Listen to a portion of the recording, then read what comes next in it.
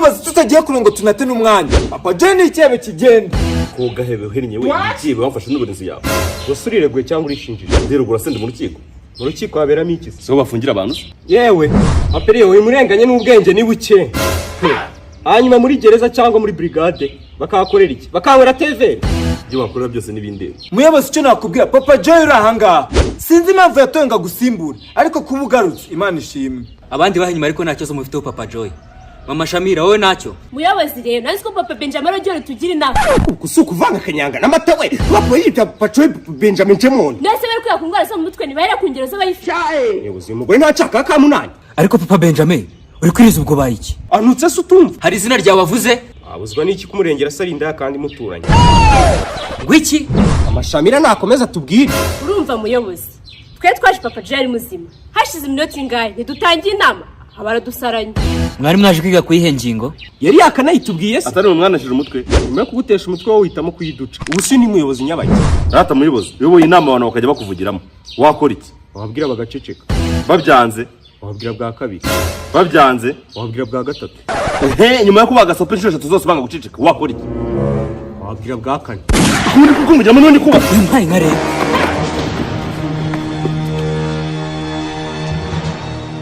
wewe twabikubwiye ariko papa Joy ushaka kwita umugabo mugenzi wawe arakagabana uburozi nase ubaye mu busangire nase muyobozi wumvishe igitutsanutse nyumvishe neza uko numvishe icyawe none uragira ngo umutuke wakureke mbarizi ibona niso papa Benjamin nawe nakwivuze kuri mukuri muyobozi sindi mukuri ariko na papa si ibona ni wowe ugomba kubyerekana nyine ko arezwe n'umubyeyi muzima umubyeyi we ni muzima ikibazo ahubwo n'umwana yabyaye ariko abantu kuki mukunda kwishyira heza gusa wose wo kubyekeka kari ikintu yabyaye ntacyo nyine yabyaye umuntu yewe arotwa n'ababyaye indaya mama Shamira kashingwe kirida mu maso umugore niba baranamuroza wamuroze ntiyakarabye niba yaranakarabye yakarabye ubwo burozi uramvuga nkandi so urashinze amunyumvire hako muri aka kagari no wenyine ufite umwana witwa Shamira ni njye uri hano ariko kubura aha wenyine se bivuze ko abadari batariho mwese mugezaho ndabona ahubwo papa Joy yabakoreye menya byari ngombwa ariko si ubwo byari ngombwa gute muyobozi uzi imbwa y'ingumi yakubise papa Rukundo cyangwa uri kubona acishije kugira ngo n'ubwitonze ubwo yavuga ngo Yesu ahimbazwe papa Ruko uvuga ngo Yesu ahimbazwe twumve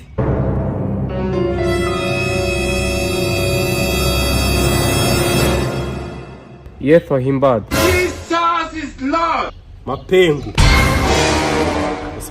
amagambo papa Rukundo yari afite nayo kuyihanganira ariko tuzatuzira kuvuga kandi twaje mu nama ngo dutange ibitekerezo tuzatubitanga gute mu marenga ukavuga ruko hawe ijambo wowe kuvuza urari hawe singuye umuyobozi mbere yo kuvuga ugeze umwaka ijambo uvuga ngo ahubwo amabara yaragaragaye ariko ubundi ibyo nakoze nabikoze nimushaka mujye kundeka ibi bintu birandenze papa Joy wakubise mu papa Rukundo mukura amenyo noboye moda arakina se ko ruko twari dore isa ahubwo nayo iri kumva tumavuga ngo Yesu nyari kuyakuramo iyo tutaba ubwo se papa Joy mu by'ukuri ukaba ari witwaje iki kugira ngo ugeraho ukura amenyo papa Rukundo erega nubwo papa Benjamin bikabije nubwo bikaze ariko mbega umugome papa Ruko asa n'umuyobozi areze asa mu were ku muyobozi ko bakugize urakwafama ngo bagusakire ubutabera mu buyobozi ariko se papa Benjamin uvugisha kuri umuntu umugabo bakuyamenye urumva yabiranga urumva ko samenye gusa mwambaye n'ubugabo bwe iki kibazo cyo kigomba kugizwe imbere y'ubutabera ariko se mumfunga nkandi narahoze nanjye ndi umuyobozi iki gihugu kigendera ku mategeko we usibye nawe wahoze nanjye uriho nkoze icyaha nahanwa gusa utabizi ko nta muntu urenjeje amategeko buri muntu wese aba ari hasi y'amategeko nawe uri hasi y'amategeko nkuko ari amenyo yari hasi y'umunwa mbere y'uko yakura gikurikiranwe kabisa uyu mugabo abibazwa wese ukeka bagusiga hari icyo nshinja se ni ugushaka kwikura mu cyaha yashinjijwe nta kintu ibyo byarangiye ndabaza ubutuye kurana bwakira bugake tujye ku cyatuzanye iyi nama se noneho ni iyiki ariko aka kagari kagira kagabanya inama kabisa buraje wumva wasanga tugiye gusubira mu byo twavuze ninde ubikubwiye wowe utegura inama sasa rero ikintu tuje kureba murabizi mwese ko muri hano buri wese nagiye mu 50 by'umuceri n'ibiro 50 by'ibishyimbo ushaka guteza ingaruse muyobozi wabanje kwitonda je nabigarura nta nubwo biryoshye ntago kuba bitaryoshye byo turi kureba nona kuko nubundi haryoha inzara none se muyobozi wa mugani wa papa Benjamin nyuma yo kubiduha ngira ngo mwese muribuka ibyo kagari kabasabye gukora nyuma yuko mubihawe papa Joy ni ibiki kubirya hari ikintu kitari ukubirya gusa muri make ubwonko bwawe ntukabukoresha utekereza ibiryo gusa hari ikindi bwamara ariko aka kagabo ese ninjye ubivuze si umuyobozi nabivuze wumva ngasubiramo ibyo avuze ngewe se muzengu iki ko hari ikindi mwatubwiye kitari ukurya gusa none none ni wowe ndi kubaza senye ngewe se nyihanganiye nari ncitswe ariko ntabwo byongera kabisa papa Joy nta kindi wibuka twababwiye. ubu se niba ntacyo wibuka vuga bakwibutse. nyitondesha nyine. ariko nkwitondesha twe dufite umunsi wose abantu dufite ingo twase nkwitondesha gato no gutsiko n'inzoka. aho kuvungana kayikomeresha Yesu niko ubwenge bwawe bungana. wese ko wijimye niko nazaza yameze. Ariko papa Benjamin mu karitasi. ese muyobozi ibintu mvuze sibyo. niba tibuka ibindi bintu watubwiye uduha ibiryo yavuze twumwitsa ko natwe twari duha. yego ra.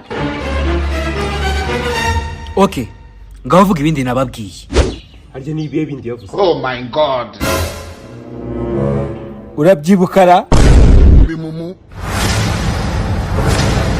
Think say they wise. ngaho papa Joy niba byibuka nabivuga. Kandi mwavuze ko mubizi, ngaho mubivuge. cyahise ko zose ari inka. nka nesu. Wowe noneho so ni nk'abyaye. Mbese muri umuryango w'amatungo.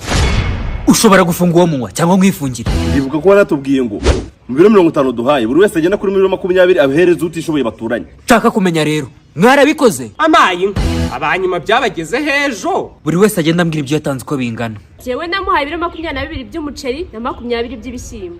njyewe ni 25. nje ndumva ejo yaraje gufata ibiro 20 by'umuceri. paperiya urishoka kuko warabitanze. kandi n'umuntu nabihaye hari. ariko siko numva papa Benjamin yigeze maneko. komeza. n'ibiro 20 by'ibishyimbo nk'uko babidutegetse. indese. nese niba tubwiye ngo tujye dutanga ibiro 20 kuri buri kintu. indaya mama Shamira. Karani n'inzoka mu musarani. nta kibazo goraranye nayo uko bimera. ariko mama Shamira ko yarengeje ibiro 2 yabaye iki? ari cyo yabaye? wavuze ko ari inzara. Pfa kuba yarubahirije ibyo yasabwaga. Papa Rukundo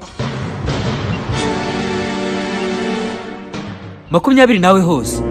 Papa Benjamin wowe? ego mukimara kubima naragiye muri karitsiye nkurebera umusaza umeze nabi kabisa. muhibira ibyo 40 by'umuceri n'ibiro 30 by'ibishyimbo.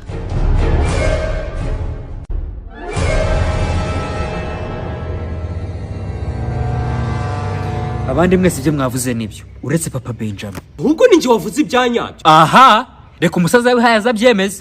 Muze, injira.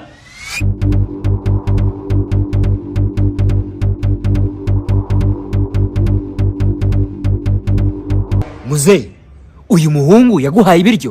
Nuturya ahubwo. Watwereka umuceri yaguhaye?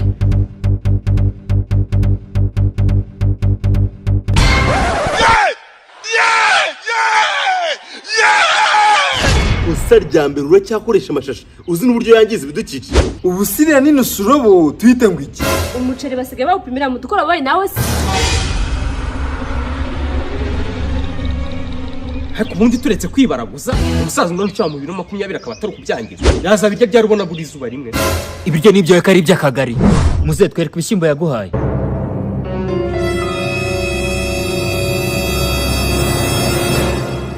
Yuzuyemo amabuye gute? hari ibishyimbo biburamo amabuye se. Akagari ko gatanga ibishyimbo bitarimo amabuye yageze mata. ubwo abana babikiniyemo. None se ubu